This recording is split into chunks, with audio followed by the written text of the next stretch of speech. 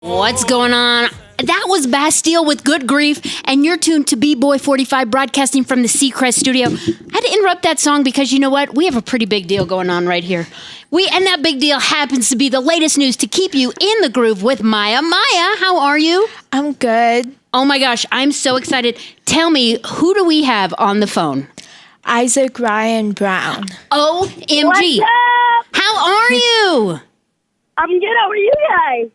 We are so good. We're so even better now that we're talking to you. I'm glad I can make a day better. All right, Maya, take it away, girl. Okay, so Hi, Maya, how are you? I'm good. How are you? You know what? I'm doing pretty well myself. So you were discovered on America's Got Talent. What was the most nerve-wracking thing about performing on that show? Oh, man. You know, as I look back, I realized that was a million people watching me at 6 years old. But at the same time, I was sick. Performing in front of those judges, in front of those people was really just the same as performing at my church where I grew up. So I feel like the best part was probably my Las Vegas round, which was pretty cool. I loved it. It was awesome, the entire experience. That's awesome. Yeah. So that was quite a few years ago then you were discovered on America's Got Talent. Ooh, yeah. That's 6 years ago. I'm 12. I was 6 when I did that. Man, I'm old. You are getting old, man. Nice thing you know, I'm going to have a walking cane. That's right. I have one, so don't worry. It's not that bad. Thank you. Is there a person that got you interested in acting? There's a lot of people that got me interested in acting, but I didn't start actually researching actors or watching anything until I actually got in it. But the person who really kind of got me in it was my mom, actually. But some of the people that have inspired me to continue acting is Michael Jackson. And I know what you're going to say. Michael Jackson's a singer, not an actor. But most of his videos are just so awesome and energetic. They really just inspire my character sometimes. I can see that. It's like a whole story they tell. Right? I mean, he has 13-minute videos apiece, just no problem. I just love them. Are you sure you're only 12? Some people have told me I've been here before. Don't quite know what that means, but hey. So you've been in films and in TV shows. Do you prefer one over the other? Well, the thing is, with movies, you're usually there for like 2 months, and with a TV show, you could possibly be there for years. And my problem with movies and TV shows is I did a movie in 2016 called Believe, and we were there for like 3.5 months.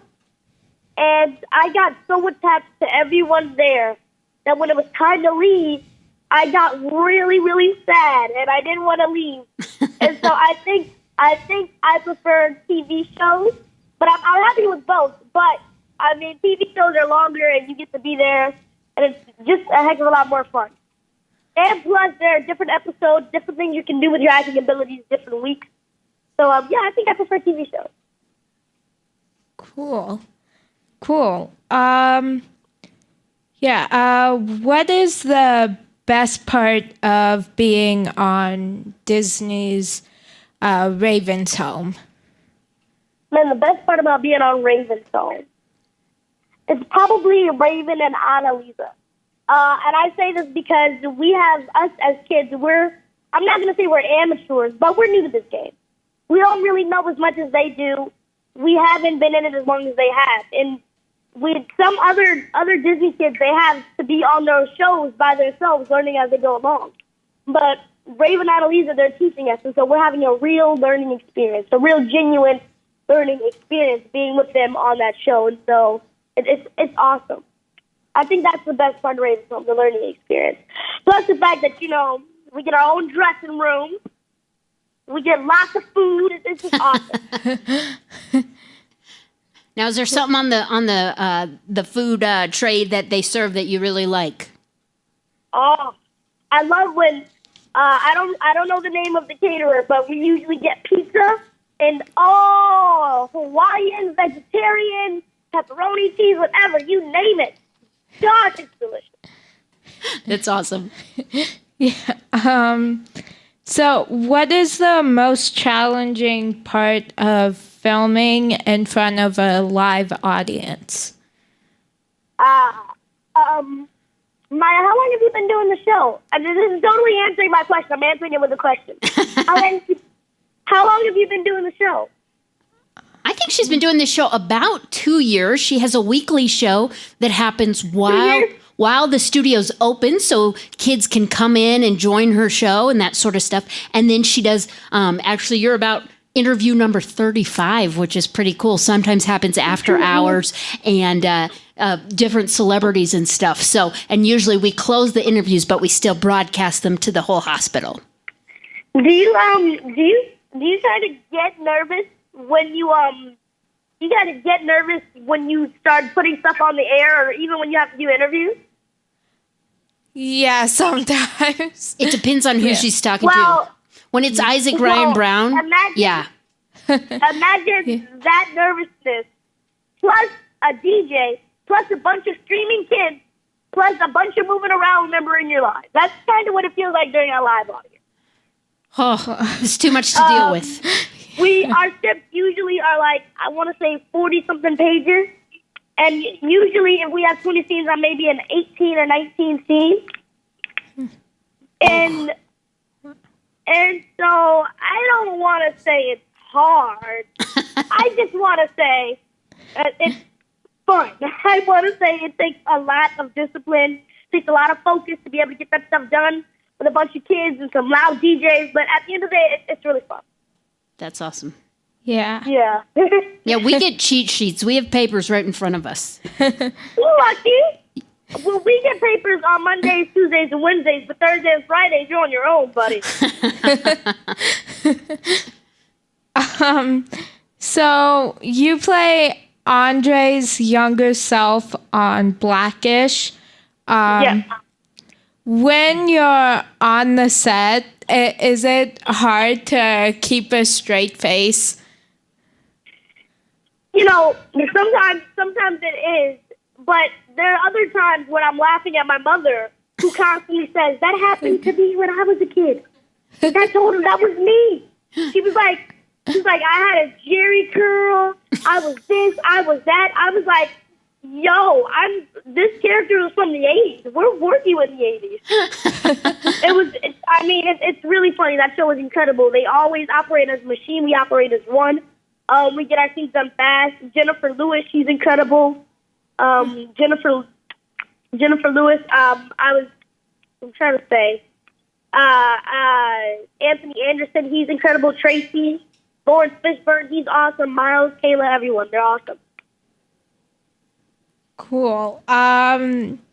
Do you have any fun stories from filming with the cast?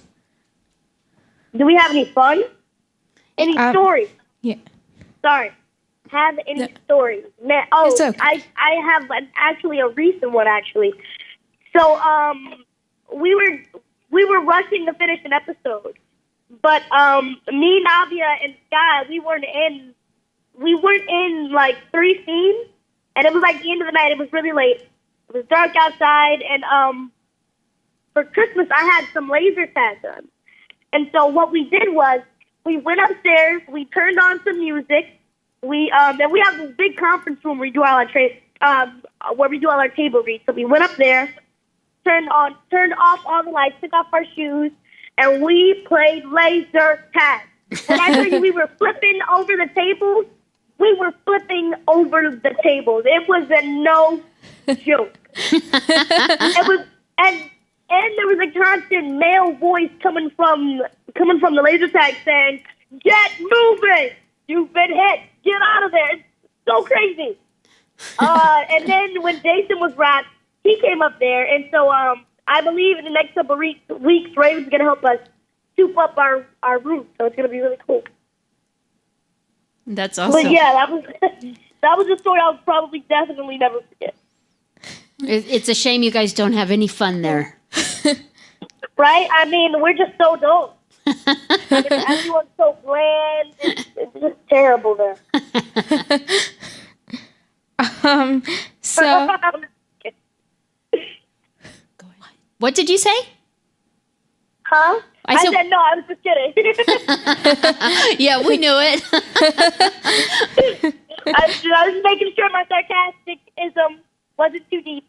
Yeah, it doesn't always come through on the phone, huh? But we caught Yeah, it. I just had to make sure you can hear the sarcastic tone in my voice.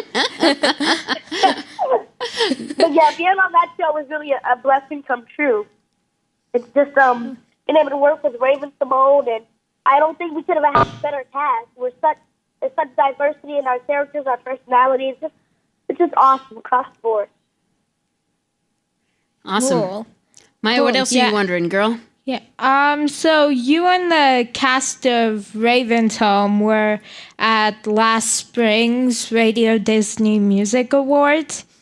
Yeah. And that's my favorite awards show. And was there someone you were hoping to see or meet there, and did you get to meet them?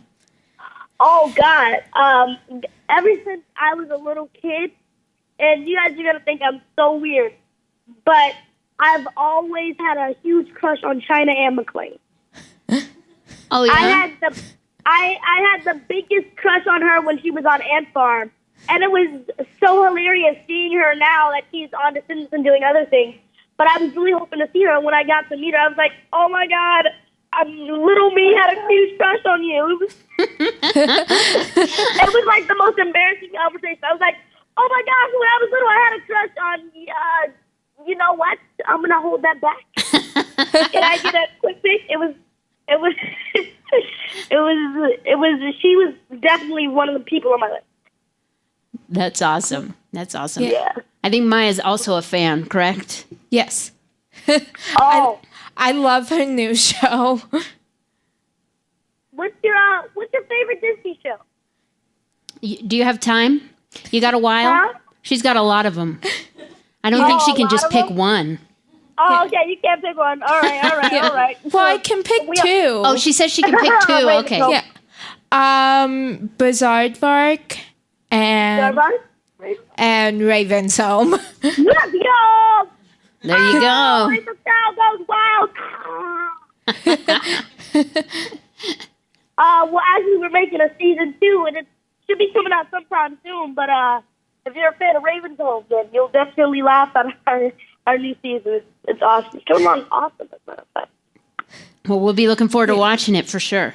Yeah, I remember my sister and I, like, when That's So Raven was on, we used to watch it, and now whenever Disney puts it, like, on demand, we always just, like, that's all we watch. You know, me and the rest of the cast, we completely binge watch we can not binge watch the entire series, but we binge watch a nice chunk of most of the episodes. and it really got me thinking, like, did we really just spend 7 hours of our day watching Raven? That's So Raven? And it's like you could so easily do it because she was so hilarious back then. She's hilarious now, and it's awesome to see her then and now, and she's still just as funny, if not funnier. She has always been funny, for sure. Yeah. Yeah. Ever since she was even tiny. Yeah. Is there someone that you've met that made you completely starstruck? Someone who's made me completely starstruck.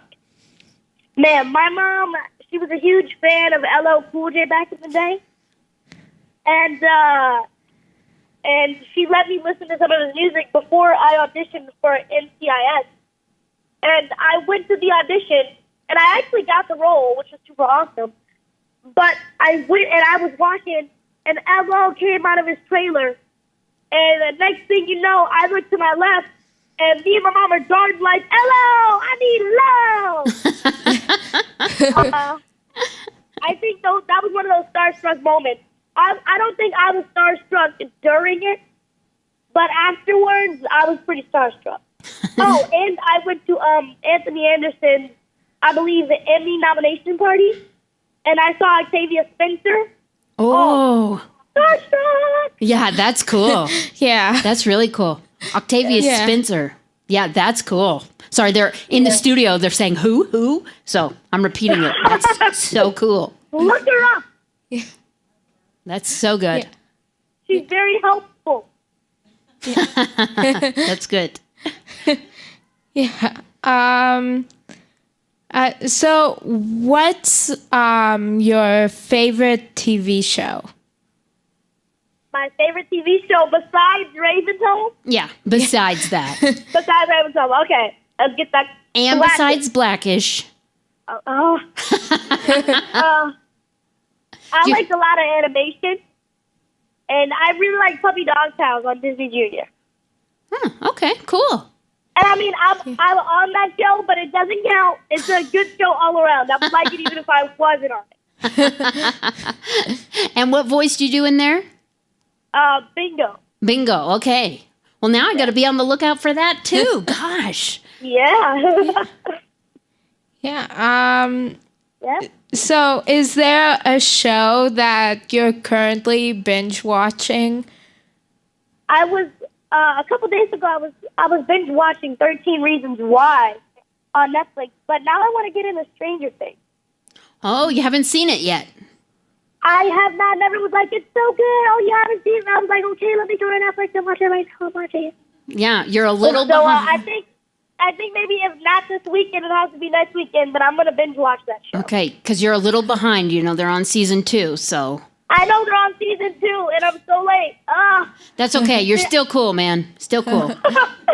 Well, I'm like, season two By the time isn't I get even to out it- yet. By the time I start watching Stranger Things, 11 is gonna be like 14. Oh, I thought you were still talking about 13 Reasons Why, so I said season 2 isn't even out yet, but 13 So- Reasons Why season 2 is not out, right? yes. Okay. No. She's got to keep me up to date. You know, she's the one with all the news, and I just try to pretend like I know what's happening. That's probably my mom. It's probably reversed. My mom keeps up on all the trendy news. Well, there you She's go. like, Isaac. She's like, Isaac, wear your hat backwards. I was like, why? She's like, it's in. I was like, okay. I wear the hat backwards. What else are you wondering, Maya? Yeah. I read that in your spare time you like to read and volunteer. What is your favorite book? My favorite book? Oh, I really like the Chronicles of Nick series. There's 8 books. There's they all start with I, which is really awesome. Infinity, Infamous, Instinct just came out, and I'm probably gonna read that in the near future. But that's probably my favorite series. My runner-up is definitely Percy Jackson, and I'm trying to finish the 5th.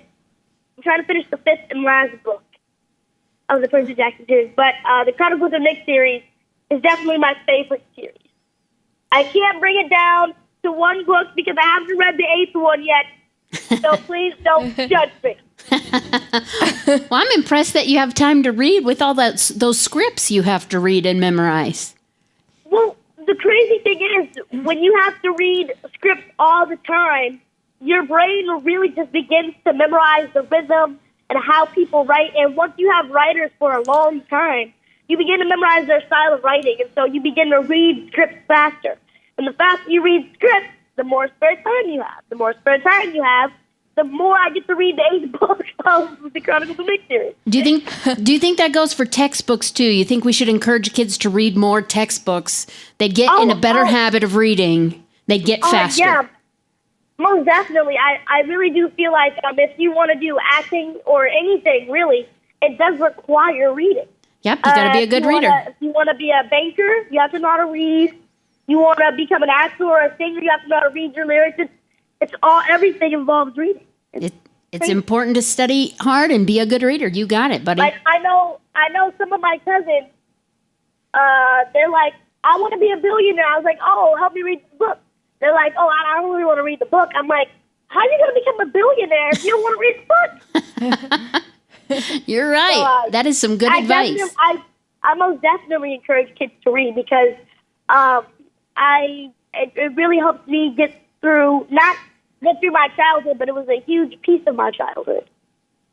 Like, Excellent. I would spend more time in the library just reading books for hours and hours and hours on end, more so than I would at the park or anywhere else. I would finish my schoolwork in the library and stay there until it closes. Well, that's some good advice and good way to live for sure. Thank you. So is there a book that you're currently reading? Now, did you say you're on both those series? You're both working on the Percy Jackson series and on the other series? Yes. I haven't gone to the bookstore recently to get in space, but I am working on the Percy Jackson book. I just finished the fourth one. I'm gonna get to the fifth. Okay. So we'll see what happens. And now, do you prefer to read the paper books or you like the e-readers? Like on your here's the thing. I have an app on my phone called Wattpad, and I like reading that, but that's really only at night. So if I could get a hardcover, I would definitely prefer it. I really like the feel of the book in my hands, and I know it's like super cliche. He likes holding books, but I really like the feel of it. Lots of people like it. I prefer it that way myself. Oh, yay! Oh, joy! Yeah, That's really my thing, being overly excited about everything. Yeah, my sister read the Percy Jackson series, and she's like, How did she like it? Yeah, she's like obsessed with it. She loved it. I haven't read them, but they're now on her to read list. Yeah, well, you read them because they're super good, but don't skip books because I made the mistake of but I began to read what's it called? The Battle of the Labyrinth, which is the fourth book, and I started that one before I read the first one, and I was like, yo, what are these bead necklaces? Who's Annabeth? What's Percy doing here? Oh my God, there's a pin that turns into a sword? What? It got so confusing, and I was like, okay. Lightning key. Let's start off with that. We'll do it that way for sure. Yeah, I know that after my sister read the books, we watched one of the Percy Jackson movies, and pretty much the whole time she was just screaming at the TV saying, that's not what happened in the book. You know, I actually was fully prepared to do that myself when I was watching the movies after I had read the book, but I couldn't bring myself to hate it. It was just like, as an actor myself, and I see how they do the props, I see how they do the whole setup. It's really just like, I kind of get why they had to change the thing that they did. It's just a lot of, it takes a lot of time to shoot these movies. It takes a lot of visual effects for Percy Jackson especially.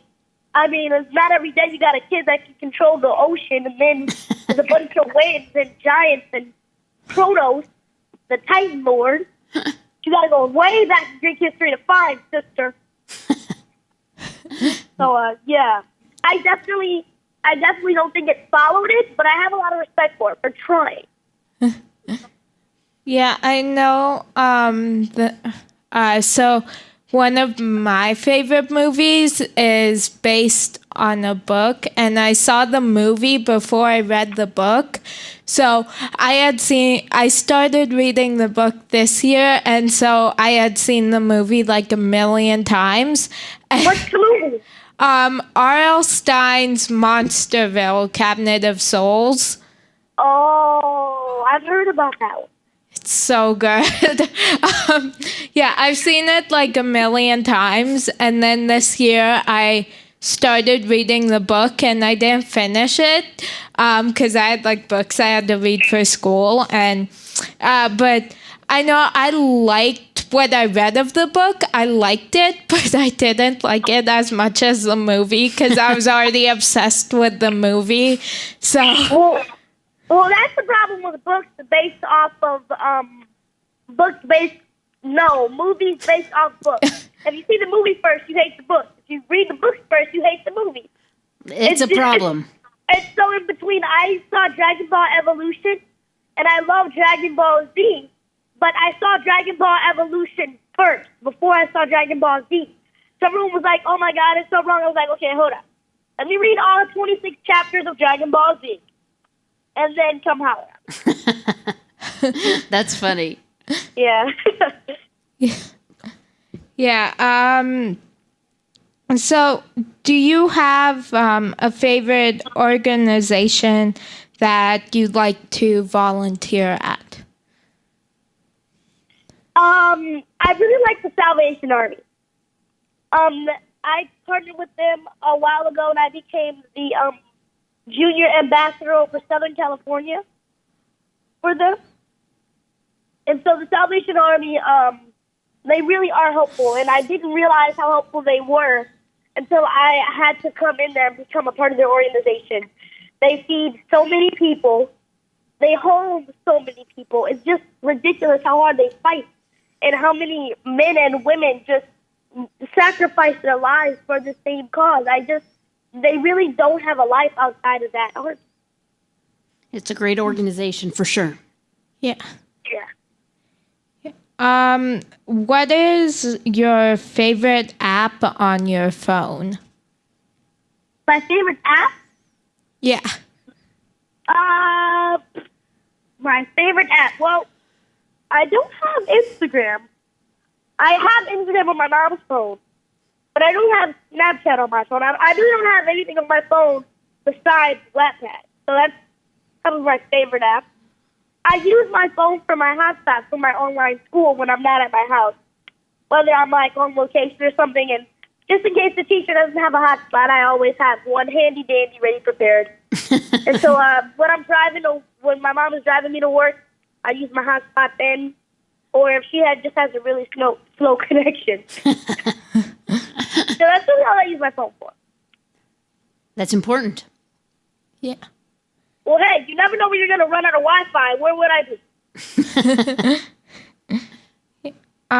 be? Do you have a quotation or a motto that you live by? A quotation motto I would buy. Well, I think I will quote Walt Disney's "Dream big. If you can dream it, you can do it." I think I would buy that one. That's a good way to live. Yeah. Yeah, I love what he did. He started off as a photographer, started selling cameras, and next thing you know, Mickey Mouse. What? Yeah, I love him. I love everything that he's done, and I really enjoy working for him. But anyway, it's been so fun, but I really have to go into work now. Excellent. I think she has one more question. Do you have just a second for one final question? Yeah. Okay. Of course. Who do you consider to be a real-life superhero and why? My mother. I consider my mom and my dad to be real-life superheroes because I know it's really hard to sacrifice the majority of your life, take your kids halfway across I'm from Detroit.